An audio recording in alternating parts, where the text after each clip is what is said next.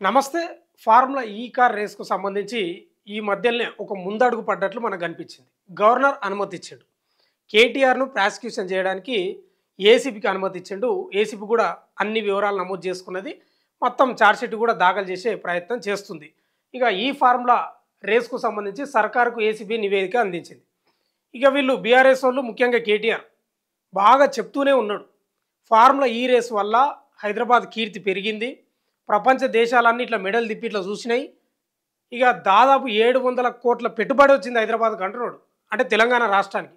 ACB ఏం చెప్తుందంటే 700 కోట్లు కాదు కదా, రూపాయలు కూడా రాలేదని ఏసీబీ చెప్తుంది. అంటే గతంలో ఈ కేసుకు సంబంధించి 54 కోట్లు ఈ కార్ రేస్కు సంబంధించిన ఎఫ్ఈఓ ఆ కంపెనీకి 54 కోట్లు హెచ్ఎండి అనుమతి లేకుండా, క్యాబినెట్ ఆమోదం లేకుండా, ఆర్బీఐ రూల్స్ పక్కకు నూకి కేవలం కేటీఆర్ ఆదేశించడం వల్లనే 54 కోట్లు పంపిణీ జరిగింది. మళ్ళీ ఉల్టా 40 కోట్లు 44 కోట్లు బీఆర్ఎస్కి వచ్చినాయి. అంటే క్లియర్గా క్విడ్ ప్రోకో జరిగిందనే ప్రధాన ఆరోపణ. ఇక గవర్నర్ కూడా అనుమతి ఇచ్చిండు కాబట్టి ఈ దాదాపు 9 నెలలుగా కొనసాగుతుంది విచారణ. 9 నెలల కొనసాగుతుంది. ఇప్పటికే ఏసీబీ 4 సార్లు విచారించింది కేటీఆర్ను. అరవింద్ కుమార్ను 5 సార్లు విచారించింది. ఇక ప్రభుత్వం కూడా ఆ మధ్యలో లేఖ రాసింది. సెప్టెంబర్ 9 అనుకుంటున్నా, సబ్జెక్ట్ కరెక్షన్.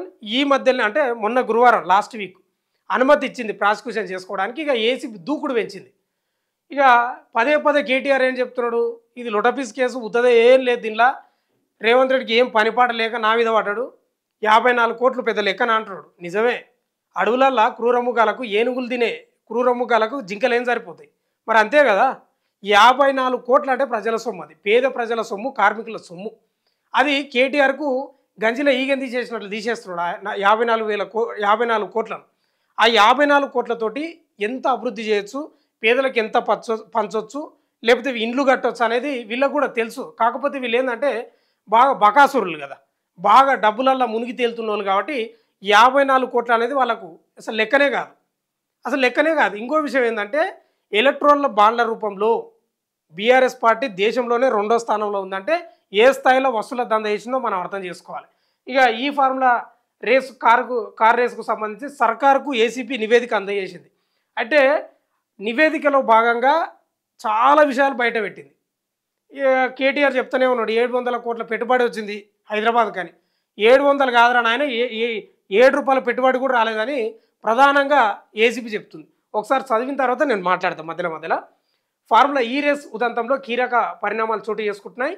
కార్ రేస్ ద్వారా తెలంగాణకు పెట్టుబడులు వచ్చాయని, దీంతో లాభం జరిగిందని మాజీ మంత్రి కేటీఆర్ అంటుండగా అదేమి కాదని ఏసీబీ సర్కారుకు నివేదించింది.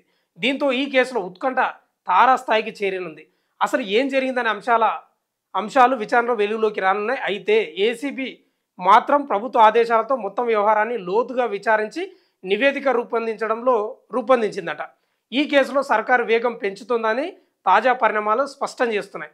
ఈ రేస్ ద్వారా 700 కోట్ల పెట్టుబడి వచ్చాయనడంలో వాస్తవం లేదని ఏసీబీ నివేదిక ఇచ్చినట్లు తేలింది. మరి కేటీఆర్ ఏమో 700 కోట్లు వచ్చినాయి, ఆ సంస్థలు వచ్చినాయి, ఉద్యోగాలు వచ్చినాయి, నిరుద్యోగ యువతకు ఉద్యోగాలు వచ్చినాయి నేను చెప్తున్నాడు. 7 రూపాయలు కూడా రాలేదని ఏసీబీ చెప్తుంది. మరి ఎవరి మాట నమ్మాలంటే నాకు అర్థం కాదు. కేటీఆర్ కూడా ఇదంతా సొంత నిర్ణయం అంట, ఎవరిని లెక్క వేయలే. గత 10 ఏళ్ల క్రితం కూడా మనం చూసినాం కదా, వీళ్ళు ఆడిందే ఆట పాడిందే పాట, ఎవరిని లెక్క వేసేదే లేదు. వీళ్ళు ఏం చెప్తే అదే, వీళ్ళే కర్త కర్మ దయంగా అన్నీ వీళ్ళే. ఒక్కరి దగ్గర సలహాలు తీసుకునేది లేదు, మేధావుల దగ్గర ఒక క్యాబినెట్ సలహా తీసుకునేది లేదు, ఏది లేదు. వీళ్ళు చెప్పిందే ఇంకా అదే, వీళ్ళు ఏది ఆదేశిస్తే అది చేయాల్సిందే. ఇంకా అట్లుండే పరిస్థితి. వీళ్ళు 700 కోట్ల పెట్టుబడి వస్తుందంటే 7 రూపాయలు రాలేదని ఏసీబీ చెప్తుంది.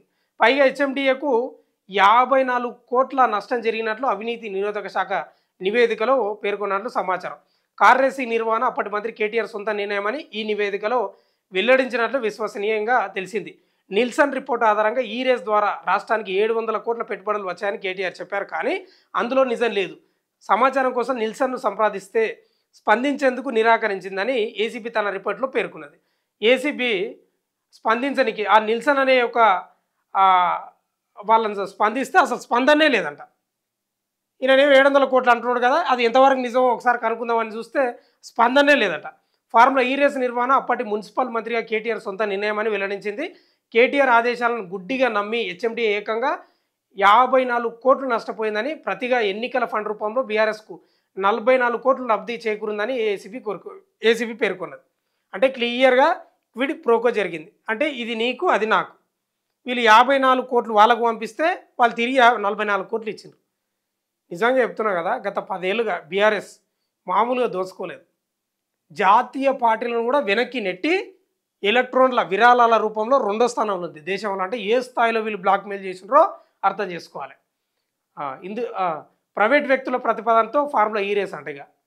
ఫార్ములా ఈ కార్ ఆలోచన ఇంటర్నేషనల్ స్పోర్ట్స్ కన్సల్టేట్ గువ్వడ కిరణ్ మల్లేశ్వరరావు ఓ రేసింగ్ టీమ్ సీఈఓ దిల్బాగ్ గల్దీ అంట. గతంలో వీరిద్దరు కలిసి హైదరాబాద్లో ఫార్ములా ఈ రేస్ నిర్వహించాలనుకున్నారు.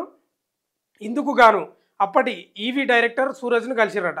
ఈ క్రమంలోనే 2021 డిసెంబర్ 18న ఎలక్ట్రిక్ వెహికల్స్పై టీ హబ్లో ఇచ్చిన ప్రజెంటేషన్లో పాల్గొన్నారు. ఈ రేసు సీజన్స్ నిర్వహించేందుకు గ్రీన్కో గ్రూప్ వ్యవస్థాపకుడు చలమశెట్టి అనిల్ను సంప్రదించారంట.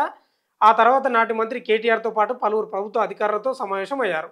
2022 జనవరి 17న ఫార్ములా ఈ ఆపరేషన్స్ తరఫున ఆల్బెర్టో లాంగో, అప్పటి MAUD special chief secretary IAS Arvind Kumar, Greenko group Anil letter of ఇంటెంట్పై సంతకాలు చేసిరట. వీళ్ళంతా కలిసి కేసు నిర్వహణ కోసం నెక్స్ట్ జెన్ ప్రైవేట్ లిమిటెడ్ పేరుతో కొత్త సంస్థను ఏర్పాటు చేసిండ్రు. ఈ వ్యవహారం అంతా అప్పటి మంత్రి కేటీఆర్ ఆదేశాల మేరకు అరవింద్ కుమార్ సంతకాలు చేశారు. ఇవన్నీ ప్రభుత్వ రికార్డులోకి ఎక్కలేదంట. ఏసీబీ తన నివేదికలో స్పష్టంగా చెప్పింది. వాళ్ళు ఏదైతే ఒప్పందాలు చేసుకున్నారో ప్రభుత్వ లెక్కల్లో అస్సలు లేవంట. కేవలం నోటి మాటలే, అంతే. నోటి మాటలే. ఓ పత్రాలు లేవు, దరఖాస్తులు లేవు, దఫ్తర్లు లేవు, ఏం లేవు. కేవలం నోటి మాటలతోటి ఇదంతా నడిచింది కేటీఆర్ ఆదేశాల మేరకు. ఈ కేటీఆర్ ఎట్లున్నారో మీకు తెలుసు. గతంలో ఈ కేసీఆర్ ముఖ్యమంత్రి, కానీ ఈయననే అసలైన ముఖ్యమంత్రి, షాడో ముఖ్యమంత్రి అట్లా ఉండే. ఇక విజయవంతంగా జరిగిందంటూ ప్రచారం. 2023 ఫిబ్రవరిలో సీజన్ 9 నిర్వహణ ద్వారా నెక్స్ట్ జెన్కు 175 కోట్ల నష్టం వచ్చిందట. దాంతో సీజన్ 10 స్పాన్సర్షిప్ను అంటే 9 సీజన్లో 175 కోట్ల నష్టం వస్తే 10 సీజన్కు స్పాన్సర్షిప్ను వదిలించుకున్నదంట, మేము చేయమని. సీజన్ 10 బాధ్యతతో పాటు ప్రమోటర్గా ప్రభుత్వం ఉండేలా Arvind Kumar HMDA chief engineer BLN రెడ్డితో కలిసి నోట్ ఫైల్ సిద్ధం చేశారు. ఇందులో ఫీజుల కోసం 110 కోట్లు, పనులకు గాను అదనంగా మరో 50 కోట్లు, మొత్తం 160 కోట్లు విడుదలకు అరవింద్ కుమార్ అనుమతులు ఇచ్చారు. సీజన్ 9 విజయవంతమని పేర్కొంటూ హెచ్ఎండిఏ నుంచి 54.88 కోట్లు ఖర్చు చేశారని నివేదికలో స్పష్టం చేసింది. అంటే స్పష్టంగా ఇక్కడ ఏసీబీ ఏం చెప్తుందంటే నగ్నంగా దొరికిపోయినారు వీళ్ళు. ఎలక్షన్ కమిషన్ రూల్స్ను పట్టించుకోలేదు, ఆర్బీఐ రూల్స్ను పట్టించుకోలేదు, హెచ్ఎండిఏ అనుమతి లేదు. కేవలం కేటీఆర్ యొక్క నోటి మాటలతోటి, ఆయన ఆదేశాలతోటి మాత్రం కేవలం హెచ్ఎండిఏకి నష్టం జరిగింది. 54 కోట్లు ప్రభుత్వ సొమ్మును అప్పనంగా ఆ కంపెనీకి ఇచ్చిండ్రు అనేది ప్రధానంగా తేల్చింది. 700 కోట్ల పెట్టుబడి కాదు కదా, 7 పైసలు కూడా రాలేదని చెప్పేస్తుంది. ఇంకా కేటీఆర్ ఏమో గొప్ప చెప్తున్నాడు, మామూలు చెప్తలేడు. ఇంకా ఇప్పుడు విచిత్రం ఏంటంటే ఇప్పుడు రెచ్చగొడుతున్నాడు రేవంత్ రెడ్డి. ఎందుకంటే జూబ్లీహిల్స్లో ఓడిపోయింది కదా, ప్రజల యొక్క సానుభూతి పెంచుకోవాలి కాబట్టి ఒకసారి జైలుకు వేస్తే నాకు కూడా బాగుంటుంది, పార్టీ ఏమైనా బతికే అవకాశం ఉంటుందని అనుకుంటున్నాడో ఏమో తెలియదు. మరి రెచ్చగొడుతున్నాడు, దమ్ముంటే నన్ను అరెస్ట్ చేయని. దమ్ము ఉందా లేదా అనేది తెలుస్తుంది రేపో మోప. కానీ మరి ఇప్పుడు బీజేపీ వాళ్ళు బ్యాటింగ్ మొదలుపెట్టిండ్రు.